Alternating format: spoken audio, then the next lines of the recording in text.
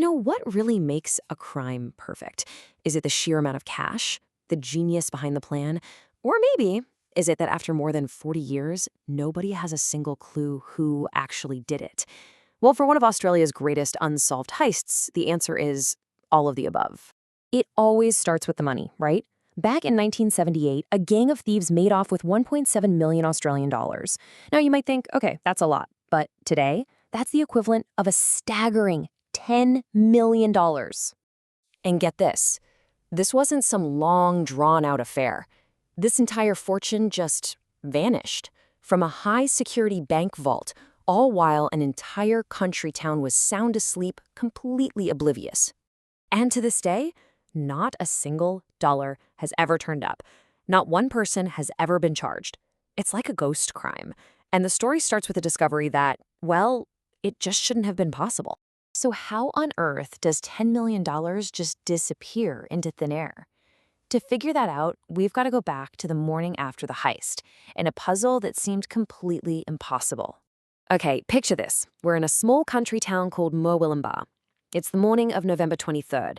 A security guard is doing his rounds and spots the bank's back door just slightly ajar. Weird, right? But when he goes inside, he finds the real head-scratcher. The massive, reinforced vault door is shut tight, and somehow it's been jammed from the inside. So the cops call in a specialist locksmith from the city. But this was no ordinary lock. I mean, after 5 straight hours of trying, this expert just throws his hands up and gives up. The only way in? Brute force.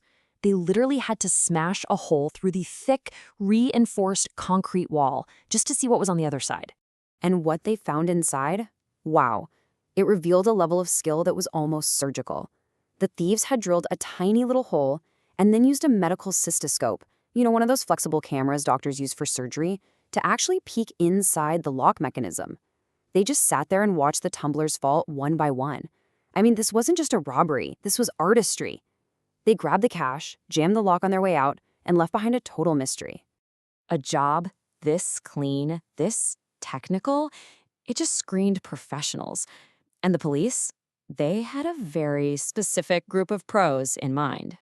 They were called the Magnetic Drill Gang. And yeah, they were pretty notorious.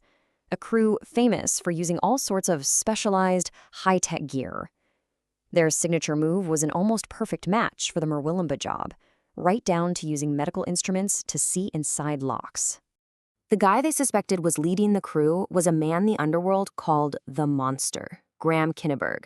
This guy was a genuine criminal mastermind, known for his crazy detailed planning and his knack for just disappearing.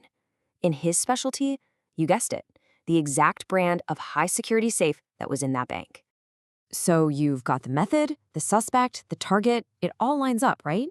Case closed? Well, not so fast. The deeper investigators dug, the more questions popped up.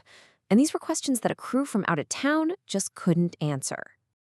And all those questions, they sparked a powerful second theory. It's one that people in the town of Murwillumbah have whispered about for decades. First off, how did an out-of-town crew know that this one tiny country bank, on that one specific night, was stuffed with cash for the entire region? That really smells like local knowledge, doesn't it? And then there's this, maybe the most damning detail of all. A senior Sydney cop, a guy with known ties to organized crime, gets transferred to this sleepy little town just 5 months before the heist. He could have given the thieves everything they needed, the cash delivery schedule, and a blind eye from the local police. Is that a coincidence? So we've got 2 pretty solid possibilities, a crew of outside pros or an inside job. And for almost 40 years, that's where the trail just went completely cold. Then, completely out of the blue, a voice from the past steps up, claiming he had all the answers. His name was Bertie Kidd, a notorious and, frankly, violent career criminal. And in his memoirs, which he published from prison, he laid out this super detailed account of the heist, claiming he was the real mastermind behind the whole thing. Kidd even explained his thinking. He said his first plan was actually to hit the armored van, but he switched to robbing the bank itself because, and I'm quoting him here, there would be less risk of anyone getting hurt. Thoughtful, right? It seemed like, finally, the mystery was solved. But Bertie Kidd's super detailed confession had one huge, undeniable problem. There is no way he could have been there. Why? Because he was serving time in a maximum security prison when the Murwillumbah heist went down. So, where does that leave us? Basically, with a big puzzle box of theories. Each one seems like it could be the solution, but every single one has a fatal flaw. I mean, just think about it. You've got the professionals, led by the monster. Their methods were a dead-on match, but the cops never found a single shred of hard evidence to link them to it. Then you have the inside job theory, which just makes so much sense, but it's all circumstantial. There's no direct proof. And finally, you have this incredibly detailed confession from a guy who has the ultimate alibi. He was literally locked in a cell.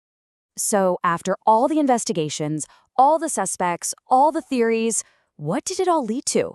The final score for this incredible crime comes down to one single stark number. 0. 0 arrests. 0 people charged. And of that $10 million, 0 recovered. The money, the evidence, the criminals, they all just vanished. The main suspects? They're all dead now. The money is long, long gone. All that's left is the legend and one lingering, totally unanswerable question. Who exactly got away with the perfect crime?